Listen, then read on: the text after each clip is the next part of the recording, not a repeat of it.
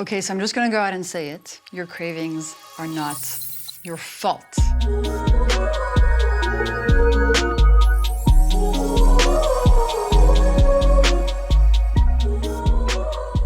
Hello angels, and welcome to the Glucose Goddess Show. I'm so happy you're here. I'm Jessie, I'm a biochemist, and I'm obsessed with helping you feel better, get your life back, your energy back, your health back. So let's get to it. Today, we're gonna cover the very important topic of chocolate and sugar cravings and how to make them go away. Spoiler alert, it's not with willpower, with force, it's gonna be by solving the underlying issue. Okay, so I'm just gonna go out and say it. Your cravings are not your fault. I know, sounds insane. When it's 4 p.m. and you're exhausted from your long day and your to-do list is getting longer and longer by the minute, you didn't have 1 second for yourself, busy job, kids, stuff to plan, you don't feel great. 4 p.m., that chocolate bar is calling your name. I understand. And in order to fix these cravings that sometimes feel like they're controlling us, the solution is not to feel bad about ourselves. The solution is not to feel guilty. The solution is to solve some biological, biochemical mechanisms going on in our body. And I'm so excited to share them with you today. Cravings are symptoms. Very often, craving for chocolate or sugar throughout the day or at night is actually a consequence of being on a glucose roller coaster.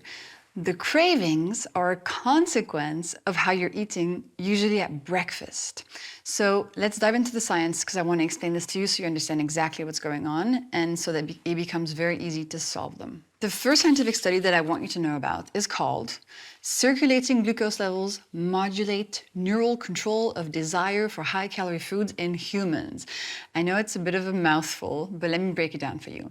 This is what the researchers did. They recruited a bunch of participants. It was in the US.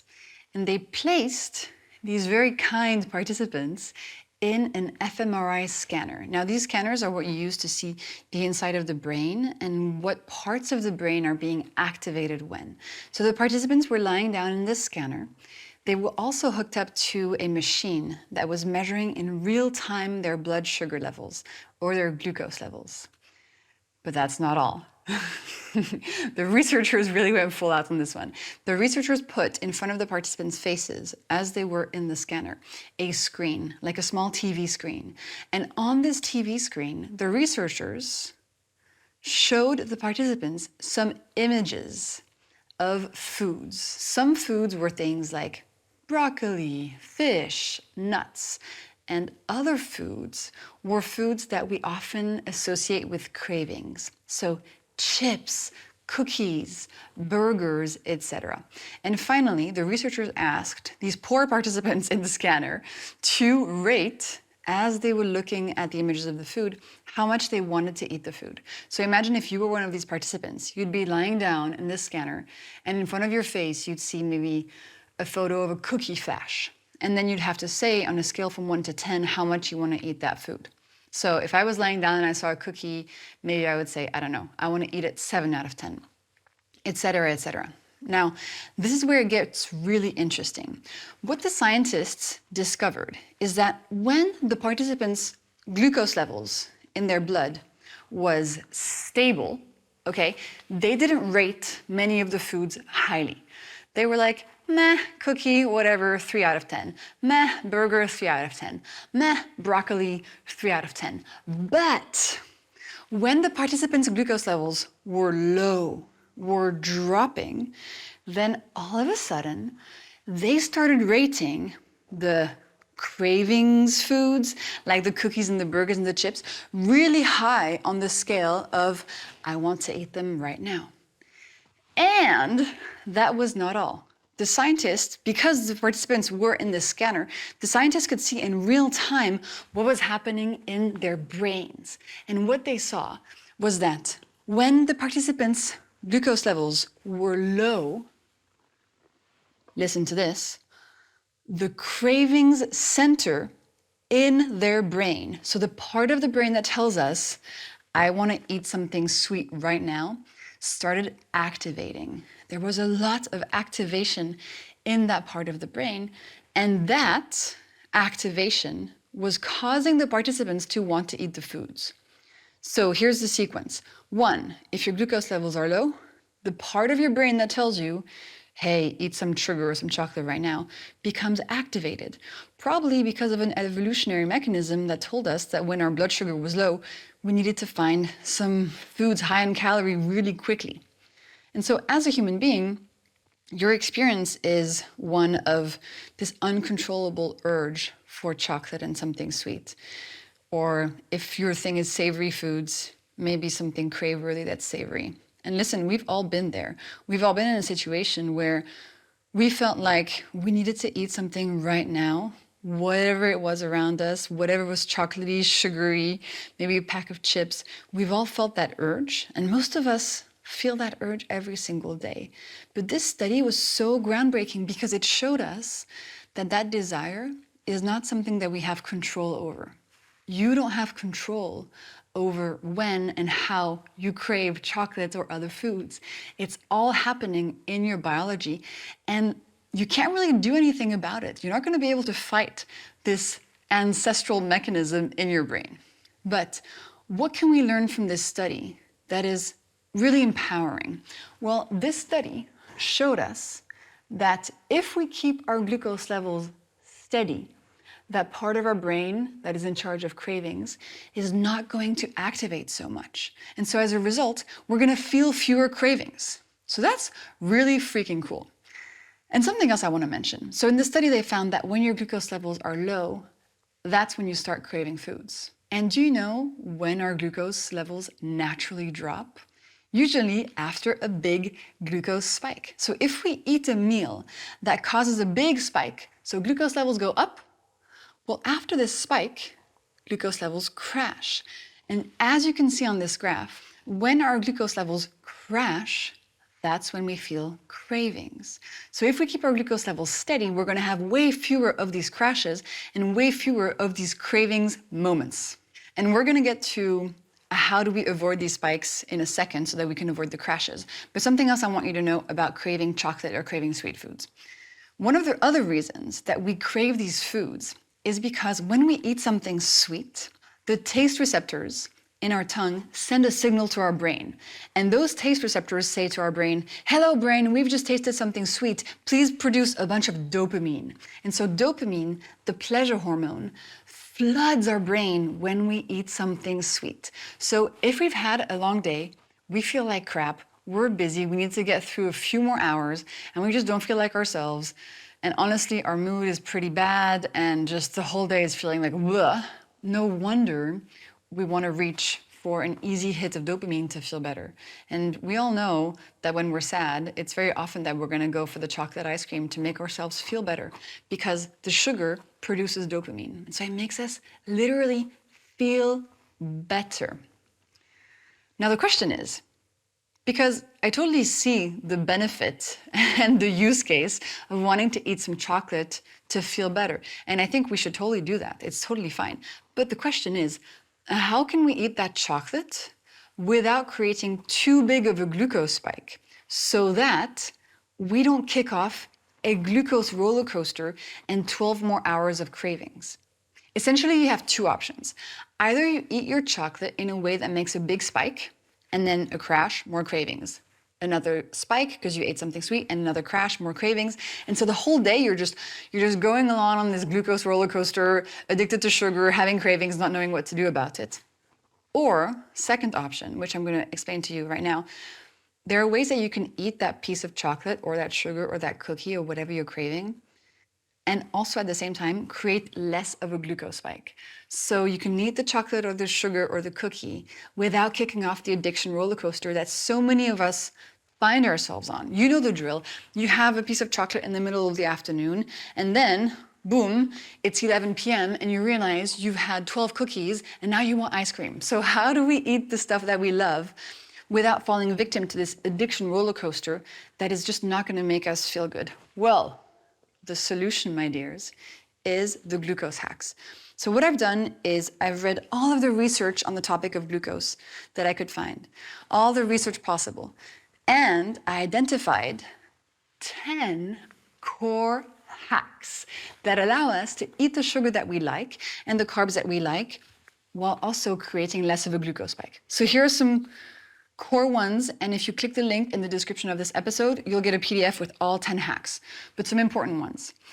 When you eat sugar, make sure you're eating it as dessert after a meal instead of on an empty stomach. That way, when there's other food in your stomach already there, it's going to slow down how quickly the glucose molecules from the craving thing you're eating is going to arrive in your bloodstream. So you still get all the dopamine, but with less impact on your glucose levels. Another easy trick is, let's say it's the middle of the afternoon, you're at work or whatever, and somebody brought in a chocolate cake. Or you're at the train station and you really want a cookie and your last meal was 3 hours ago, so you can't do the dessert hack. What you want to do is put some clothing on your carbs. That means whenever you eat something sweet or something starchy, essentially carbs, make sure you're going to add some protein, fat, or fiber to them to reduce the spike. So for example, the chocolate cake, I love adding as clothing to my chocolate cake some Greek yogurt that has protein and fat in it. It's also super delicious to have it with chocolate cake. Try it. I promise. It sounds weird, but it's super tasty. You can even like mix them together and make a sort of weird mousse. Sidebar. But chocolate cake with some yogurt is going to create less of a spike than the chocolate cake alone. Have a look at this graph. As you can see, chocolate cake alone, big spike. Chocolate cake with Greek yogurt, smaller spike. Another example is to add some nuts, maybe 10 almonds or a handful of walnuts to whatever you're craving and eating that is sweet. One more I'm going to mention is the vinegar hack. So before you eat something sweet, have a tablespoon of vinegar in a tall glass of water. That's going to cut the glucose spike by up to 30%. And if you don't want the taste of vinegar, you don't like the taste of vinegar, at the end of this episode, I'm going to tell you something amazing that you can replace it with.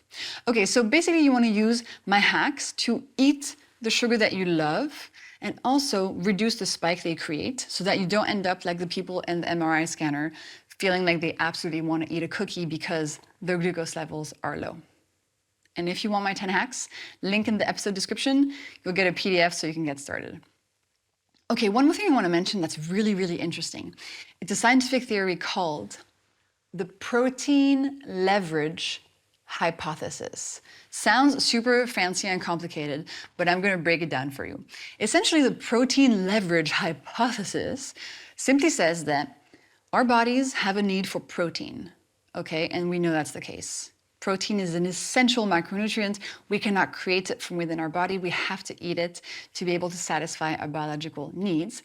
And the main places we get protein are animal products like eggs, dairy, meat, fish, and some plant sources like beans and legumes and tofu.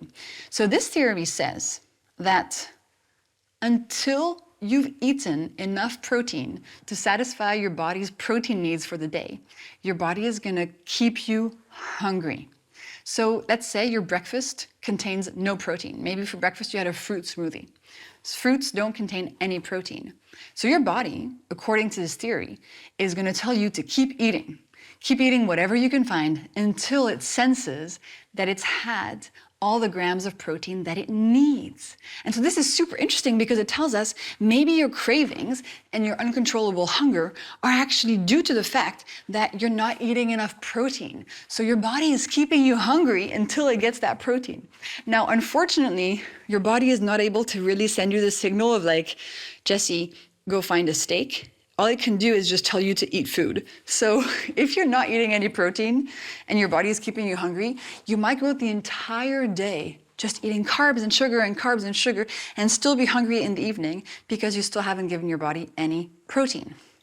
So how do we fix this issue? Well, the best way to start your day and cut out all of your cravings for the entire day is to give your body all the protein that it needs for breakfast. Well, maybe not all the protein that it needs, but at least a big chunk so that you significantly cut down that hunger and those cravings. And that's why one of my number one recommendations is to start your day with a savory breakfast.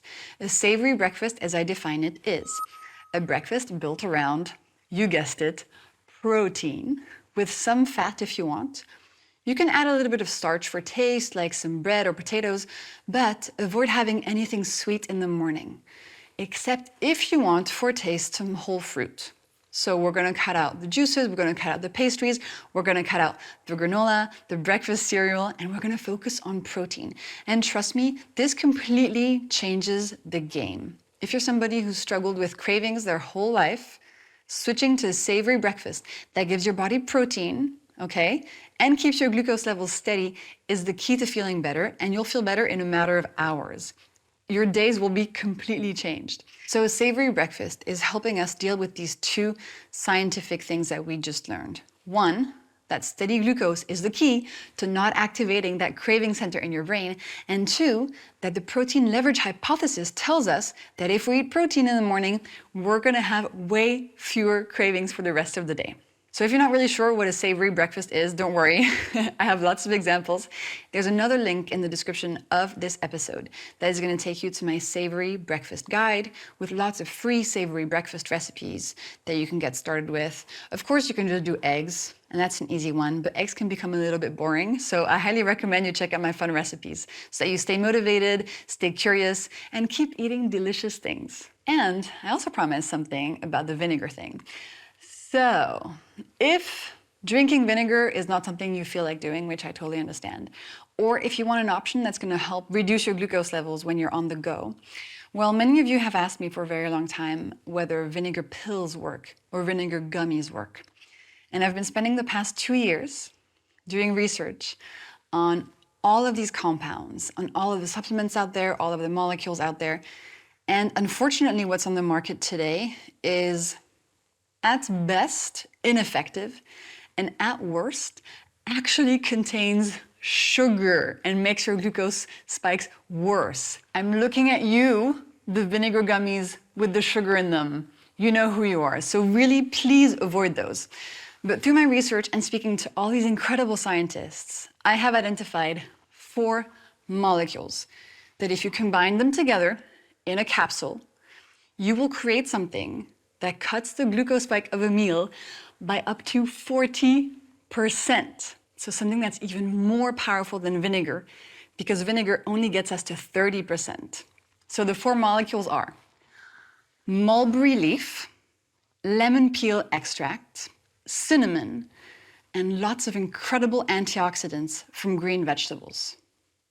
These molecules have over 25 clinical trials backing their impact on our glucose levels.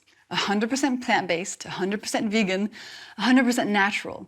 So you might be wondering, okay, well, where is this capsule that combines all these molecules that I can use? I'm happy to announce that I have created it for you. I'm calling it Anti-Spike Formula. And it is the best glucose supplement on the market. Take 2 before a meal, cuts the glucose spike by 40%. Eat the carbs you love with less impact on your glucose, less creation of the cravings roller coaster. Now, of course, anti-spike, even though it kind of is a magic pill, I don't want you to think about it as a magic pill. It's just another tool in your toolbox, in addition to the food hacks that I share.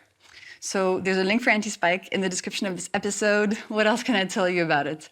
It's amazing. I'm super excited. Oh yeah, the way it works. You might want to know that. So let me explain. So the way anti-spike works is that it grabs 40% of the carbs that you just ate, okay? And instead of letting those carbs break down into glucose molecules and make their way into your bloodstream where they create a spike and consequences, anti-spike grabs the glucose molecules and brings them down to your microbiome, where the good bacteria in your gut feed on those carbs. The bacteria become healthier, which is super cool.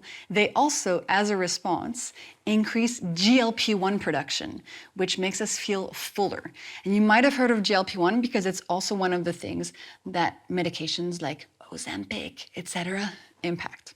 So 100% natural, 100% amazing. This is the short-term impact of anti-spike, reducing the spike of a meal by 40%. And anti-spike also has so many polyphenols and antioxidants in it that it has been clinically proven to lower fasting glucose levels when you take it over time.